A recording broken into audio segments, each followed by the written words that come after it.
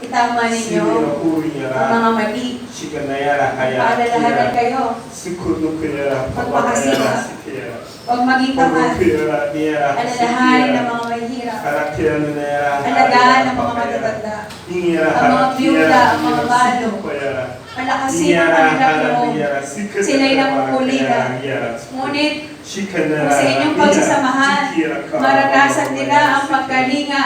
Mararanasan nila kasama nila ang Diyos sa kanilang buhay. Maraming nananalangin. At sa inyong pananalangin, huwag niyong kalimutan magpasalamat. Unahin ang pagpapasalamat. Huwag ninyong kalimutan magpasalamat. Sa pananalangin, kamay ng Diyos ang gumagawa, hindi kamay ng tao. Hindi sa galing ng mga nananalangin upang hindi niyo sila hamaan. Hindi sa galing ng kanilang pananalita upang hindi sila maitaas. Kundi ang Diyos na gumagawa sa inyong kalagitnaan. Purihin ninyo si Yahweh, parangalan nyo si Yahweh. Huwag niyong kalitaan.